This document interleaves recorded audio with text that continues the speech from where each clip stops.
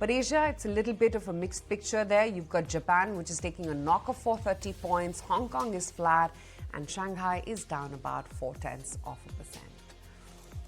So, how do you look at the setup? I don't think there is anything in the global market which you would say that is market moving. Okay, US President Donald Trump, he's on a tour of Middle East, he's tracking deals, but that's not a market moving news.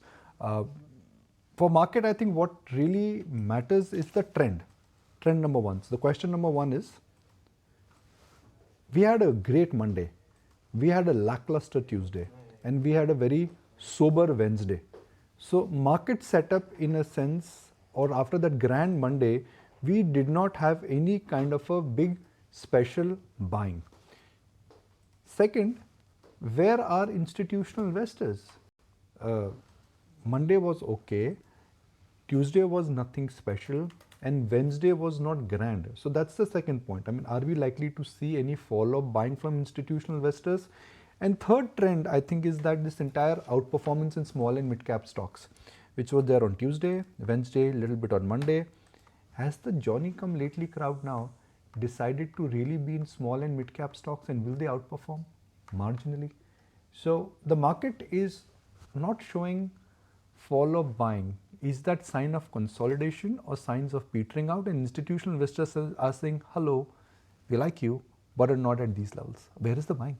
Tuesday, Wednesday, it should have been supported with a lot of flow. So short covering is not there, no selling is there, but no buying. So these are not signs where you would say that, okay, markets ke andar jabardast teji hai. The jabardast moment happened on Monday. Yeah. After that, the follow-up is not that. You can use the term peak of good news, lack of follow-up buying. Smart guys are saying markets expensive. The bottom line here is that a good Monday, lackluster Tuesday, and a sober Wednesday.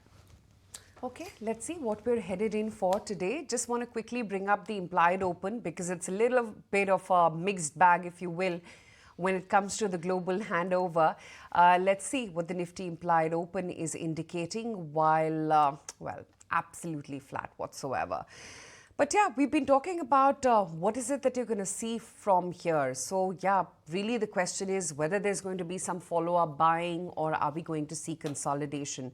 Remember, for our markets, while you may crib about as to how mixed the picture has been so far this week, but we've largely remained sideways if you were to really take how the price action for equity markets have been.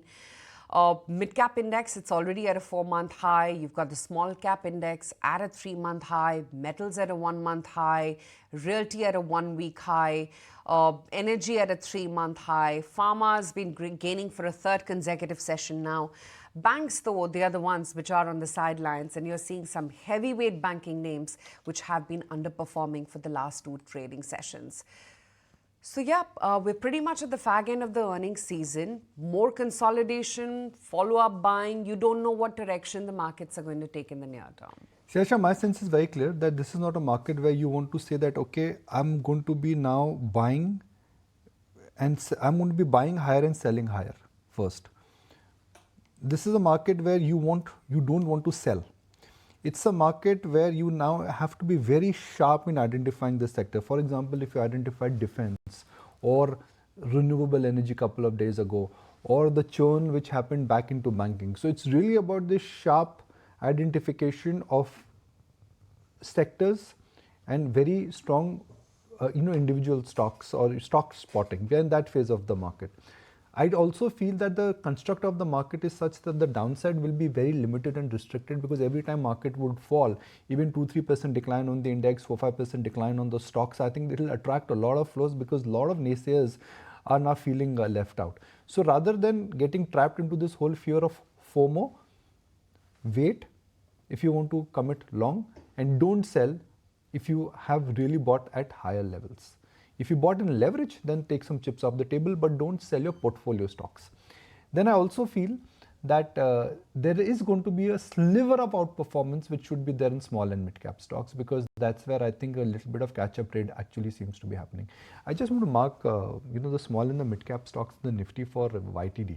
Let's just establish that data to just make a point that everyone who said small and mid-cap stocks are bubble and trouble, that's the small cap index this year, 8% lower.